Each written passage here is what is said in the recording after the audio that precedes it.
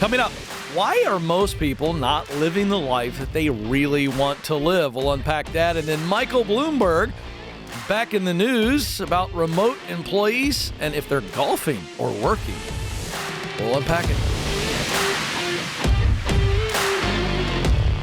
Helping you win in your work life so that you're winning in other areas of your life. I'm Ken. This is the Ken Coleman Show. All right. I posted something on Instagram a few days ago that hit a nerve and it took off in a very positive way. Sometimes I post things that, provoke people to anger with just common sense. But this was just a note I've been reading, and I'm sitting in my house early one morning, and I typed out this thought just to encourage people. And so I want to dive deeper into what I said and why I said it and why I believe it took off. So here is the post. The sad reality is that most people never live the life they want because they're more comfortable doing what it takes to fit in than doing what it takes to stand out. We care too much about the approval of people who couldn't care less about our dreams. You are different. That's a good thing. Start acting like it. It has been shared thousands and thousands of times. It's still going. And it has really hit a nerve because I think it has given people permission to live the life they desire. See, the thing that's holding you and I back from living the life that we want is ultimately comfort and conformity. You could say comfortable with conforming. That's good news and bad news. It's good news and bad news because you're the problem and the solution. Living your life according to the standards of the crowd will never allow you to truly be unique, to spark that desire in you to be who you've always wanted to be, and then to fan that flame so that you make a difference. I love the story of Hall of Fame pitcher Tom Seaver. Now, Tom Seaver was known for his time with the Mets, and he went on to play with other clubs, but he was considered, and still is to this day, one of the greatest right-handed power pitchers of all time. He won 311 games for 4 major league teams. And he was so committed to making that unique contribution with his gift of being able to throw a baseball well, to throw a baseball fast, that he was maniacal in protecting the gift so he could use the gift. This is what he said. The best pitcher I could possibly be day after day, year after year, that is my goal.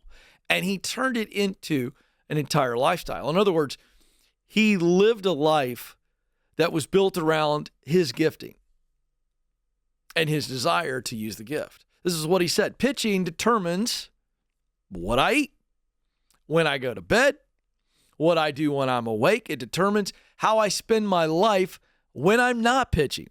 If it means I've got to come to Florida but can't get a tan because I might get a burn that would keep me from throwing the ball for a few days, then I never go shirtless in the sun. Now that's commitment to truly be who he is and then alter his entire life around that. Can you hear what some of the media must have said? How about his friends making fun of him? How about his family or people on the beach going, what's wrong with this clown? It's 100 degrees out here and he's got a long sleeve shirt on. Turns out he was a trendsetter because now I see everybody wearing those sun-proof shirts. I've got a few myself. You're different. What I said in that post is, you're different. Start acting like it. You've been created to make a contribution through the world of work. You've been created to make a contribution in your relationships. But that contribution is unique to you. And so when I said to the audience, when I typed it out, start acting like it, I think what happened was they didn't need my permission, but I think it was the nudge that people read and they said, you know what? I'm going to start or I'm going to keep marching to my own drum beat. There's plenty of drum beats out there. And as I've said many times, I'll say again, every one of us has been created uniquely. We have talent, things that we do very well. It's always been a natural ease and excellence to it. And if we craft and practice, we can truly become great in our unique way. That's what we do best. Then there's our heart, what we love, work that we love, a role, a task that we look forward to, that we lose track of time when we're in the middle of it. And then there are results that motivate us, that get us out of bed early. And once you get to the realization that that is in fact true of you, then you truly get it. You truly get it.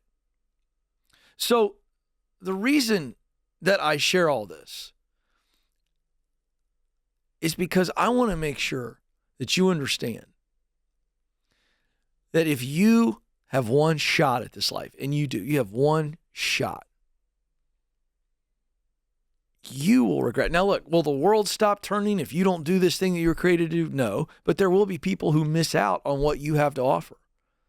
And so that's what I want you to understand. But it is not just about those people. It's about you living that life where you realize I made a difference for those people. For those people. And that's what you've got to understand. That's the key. I don't want you to get to the end of your life and be filled with regret because you look back and go, I didn't do this. I didn't do that. I should have tried this. I should have said that.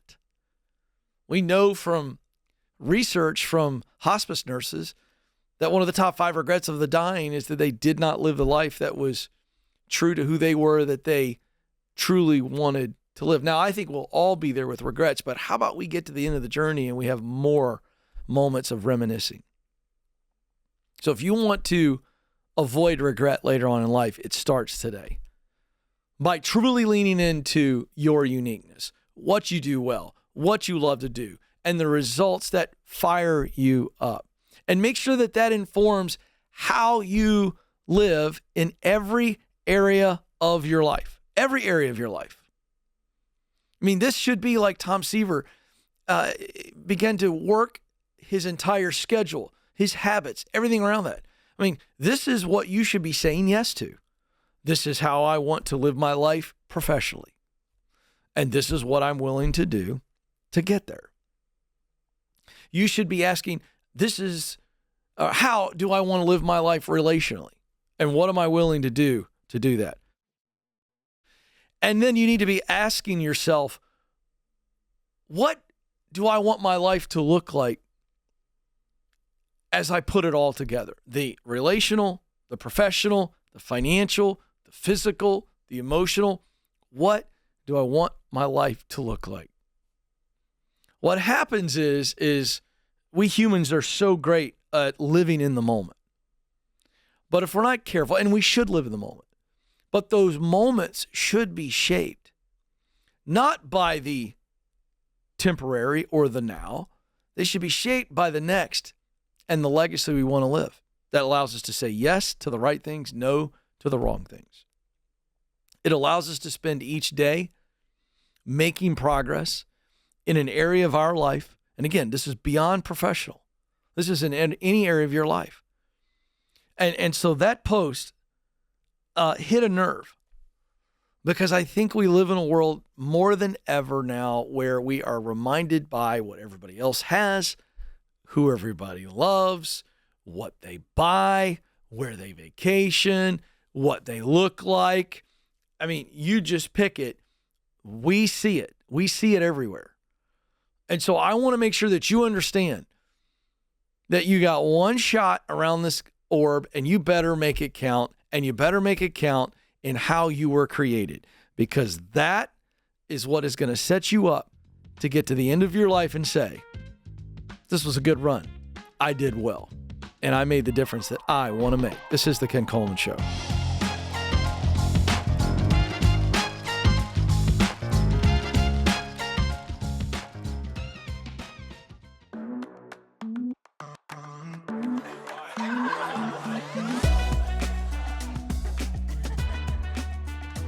Welcome back to the Ken Coleman Show. Hey, if you are enjoying the program and it is helping you in any way, would you help me by spreading the word? You can do that if you are on YouTube enjoying the program by liking the video. That's a thumbs up. Subscribe to the channel and share with just one click of a button. Same thing on your favorite podcast app. Give us a follow, a 5-star review, and share as well. And I would very much appreciate it. Okay, so Michael Bloomberg, who owns Bloomberg TV, former mayor of New York, is back in the news. And boy, oh boy, he's going to get the boomer label if he's not careful. The youngsters aren't going to like this, but he's back. He was recently on CBS and contributing via an interview. And this is what he said about calling for an end to remote work. And this tension is still there. And so this is what he said. He said, I will say we are paying our employees for 5 days a week of work. And he goes on to say, now, if you think that those can be done at home, I don't know. But every golf course that I've heard about in the last 3 years has had record summers, okay? It's funny, but it's tragic. So is this a hunch? Or is he right? Well, folks, be careful how you attack the billionaires when they go off, because sometimes they're right. And he's right. A March study by Stanford University researchers found that remote work powered a huge boom in golfing, with visits to golf courses surging on weekdays and mid-afternoons compared to pre-pandemic times. What else do you need to know?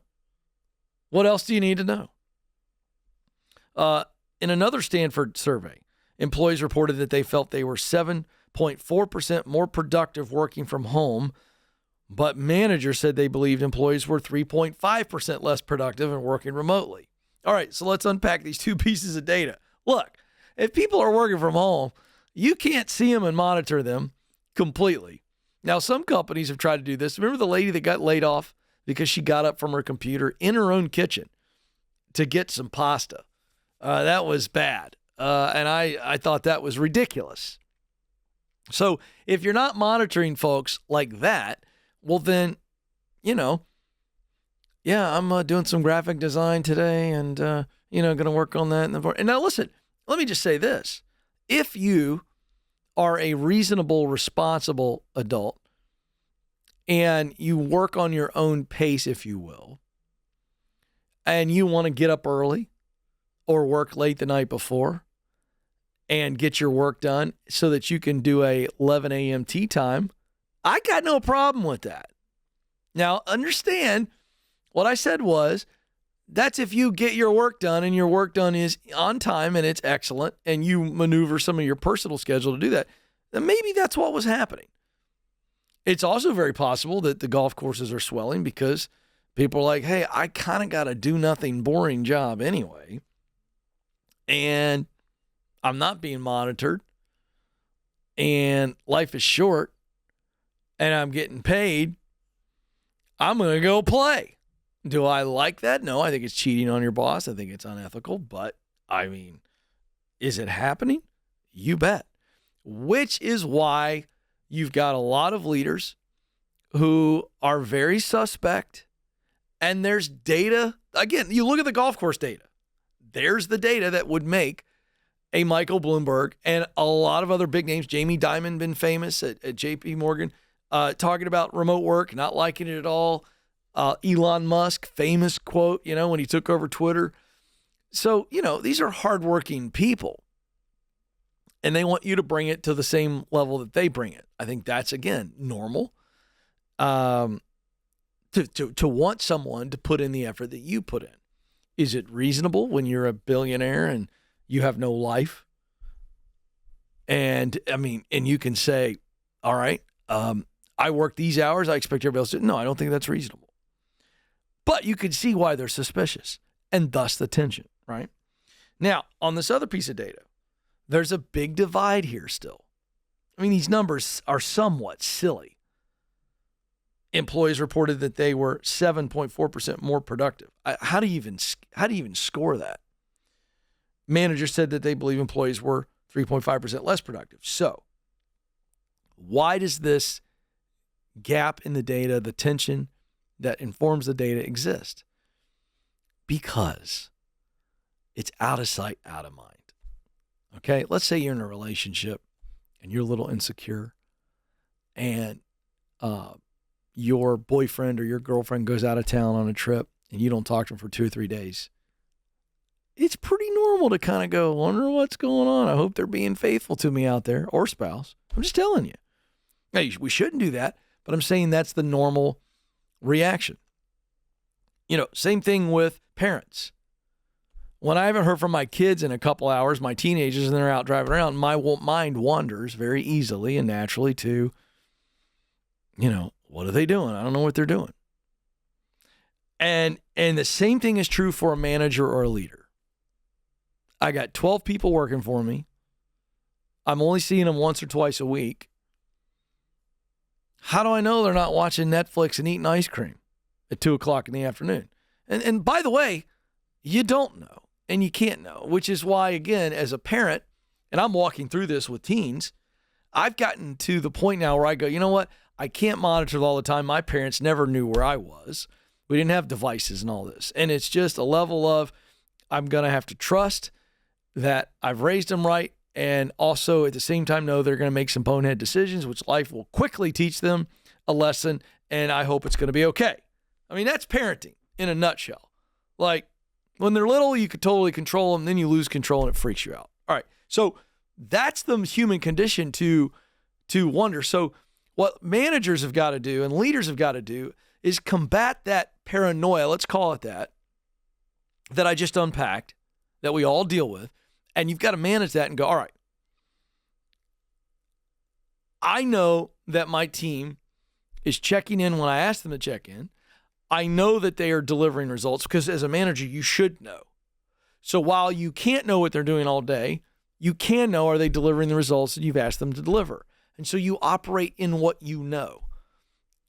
I know this, and I know this, and these are measurements. This is communication that I've put in place, and that's what I know. And quite frankly, it's kind of all you need to know, isn't it? I know leaders. I know that this is hard to deal with. It's hard to trust this, but that's what you got to do. All right, I want to pivot really quick to another story here. New headline: hybrid workers are more likely to feel burned out than fully remote workers. There's always new data coming out about this, and so it's back and forth. I think it's very subjective, but let's look at this. Deloitte did a study, and this is a direct quote from the report. Hybrid workers are more likely to feel disconnected from on-site colleagues and say that their collaboration efforts are ineffective. They're also more likely to be distracted by non-work activities, to have difficulty accessing work files, to feel stressed and burned out, and to have a hard time prioritizing their well-being. This is according to the data. And the reason is these hybrid workers lack the structure of the in-office worker or the fully remote, because they're back and forth between the two. Jana Arbanis, vice chair of Deloitte's U.S. telecom, media, and entertainment sector, speaking for Deloitte on the study, she said, I do think that the lack of structure that many people who are navigating this hybrid return to work is causing some additional stress. A quarter, 25% of hybrid workers said they felt distracted and disconnected compared to their on-site colleagues, whereas only 13% of fully remote workers felt this. A quarter of hybrid workers felt there was ineffective collaboration happening compared to 9% of fully remote. So what's interesting, the numbers are negative, skewing towards the hybrid. Some days in the office, some days out, versus totally out of the office in the fully remote situation. A hybrid structure does create the most satisfaction because you're getting the best of both worlds. You're enabling employees to get greater flexibility. And this is where the rub is. Every human wants more flexibility. Let's just put a different word in there. Strike flexibility, and let's put freedom in there. People want more freedom. And the freedom is what is so attractive. But if you don't know how to balance the desire for freedom, it's going to end up catching you, and you're going to be more stressed out.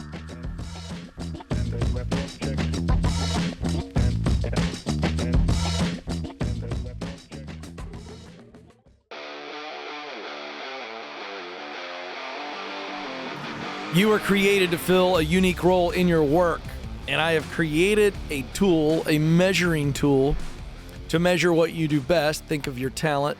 To measure what you love to do. Think work that gives you great passion.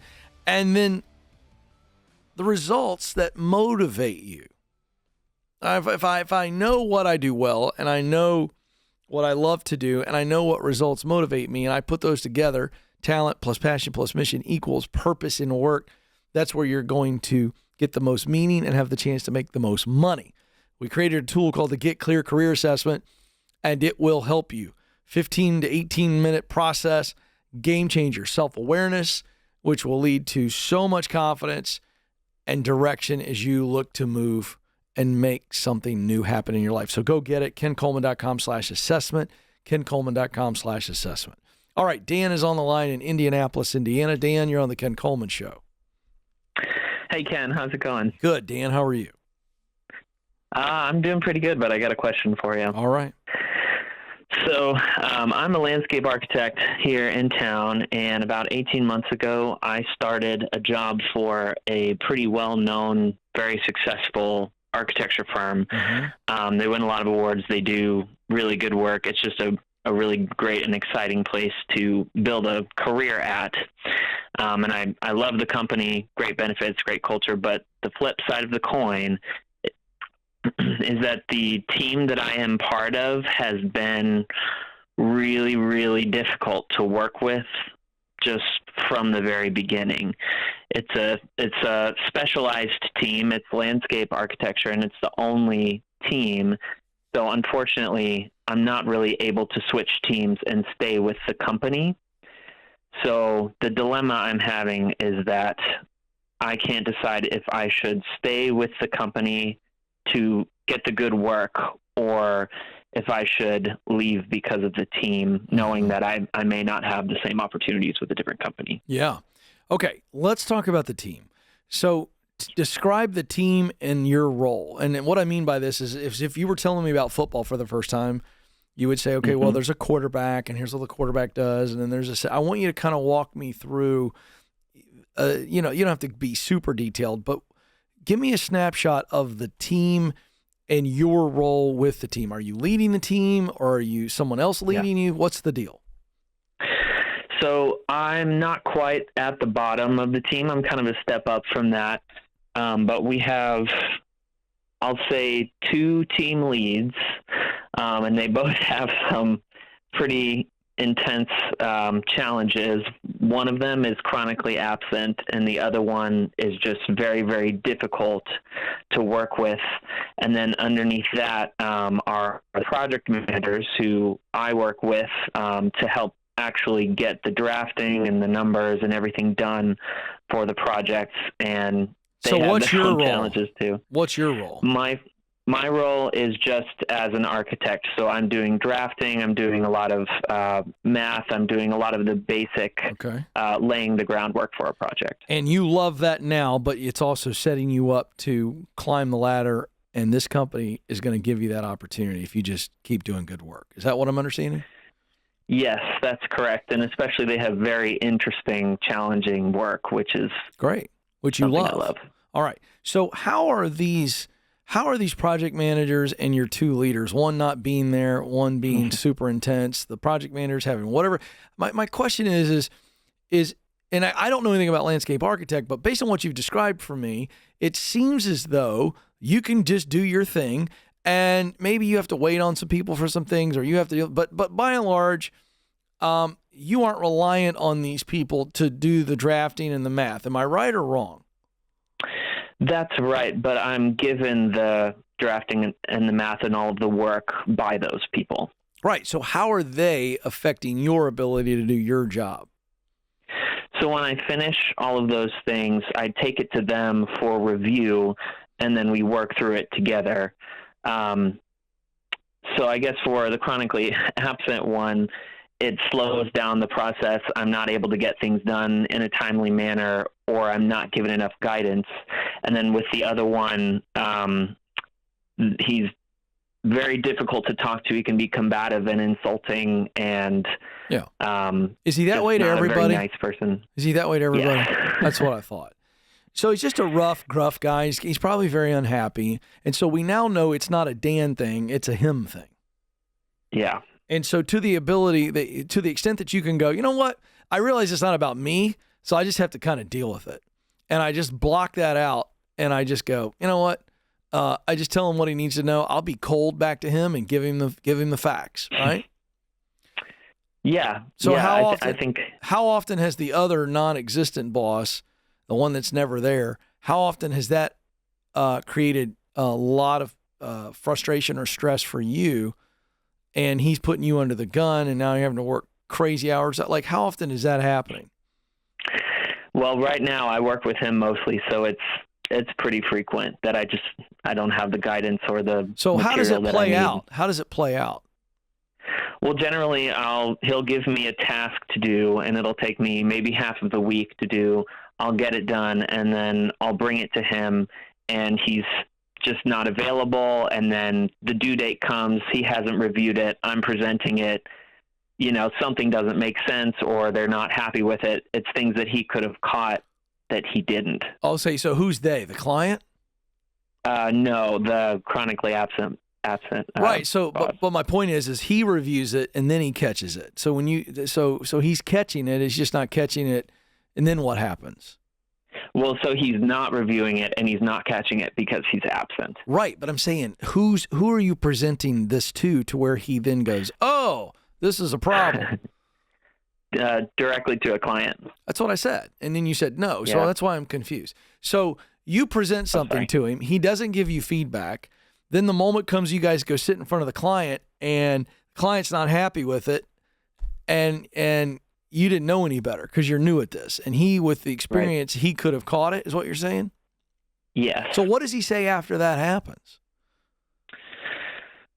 Well, we haven't really talked about it. How many times has this happened? Probably 3 or 4 times. Yeah. So, I'd say at this point. And there's been no conversation. He just in the moment goes, okay, well, we'll fix it. Yes.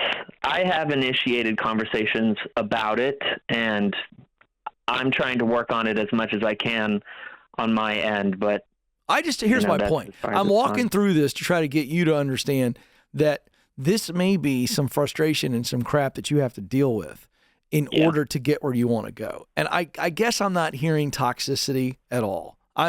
There are times where I'll tell people, you need to leave. Mm-hmm. I don't feel like we're there. I think you just have to learn how to adapt, and it's going to end up making you better. Do I think it sucks that you have to adapt to them? Yes, I do. Yeah. I really do. But do I think it's necessary to get where you want to go? I do. And so I'm not willing to say that it's time for you to leave because there's not another opportunity, according to you, that would give you this kind of long-term success. Yes? Yeah. You know what I would do? I would just be a really effective nuisance with him and get it to him earlier. Get it to him and go, hey, I haven't heard. Can you look at it really quick? Can I stop by? Can I find you? Can I run this by and let you look at it? Or here's another thing. Take it to the client early. Yeah. Go to the client. I haven't done that yet. Go to the client. It's not a bad option. Listen, next time he doesn't get back to you, so you got 3 or 4 days before the final pitch, go to him on the front end and go, hey, here's my first draft. I want to get your feedback. Yeah. Let the client catch the first draft. Go, great, got it. Okay. I guess that's an area that I can... I would rather the client be involved early. Yeah. Because to me, it's problematic that you're relying on this person anyway when we don't know what the client wants. And I think this is super serving your client. You know what you do? You end up cutting him out of the mix. And by cutting him out of the mix, by the way, still send it to him. Still send it to him. Right, of course. And remind him. But if he doesn't review it, guess what you do? You go to the client and go, hey, I want to get your feedback on this before our final, I want to get your take. Am I on the right track? Right. And then they go, man, that's super serving. That's what I would do. And then for the guy who's a jerk, I just learned how to tone him out. Okay. Tune and tone out. You know what? It's not about me. I know it's not personal. Do I like it? Do I deserve it? No. Can I deal with it? Yep, I can deal with it because I think you can. And I think on the project managers and everything else, just be the guy who just, you know what? You model the way by showing people what it is that you can do. And You put the pressure on them, not in an ugly attitude way, but just by bringing the work. I think you stay and get better. Thanks for listening to The Ken Coleman Show. For more, you can find the show on demand wherever you listen to podcasts and watch the show on YouTube. You can also find Ken across all social media by following @Ken Coleman.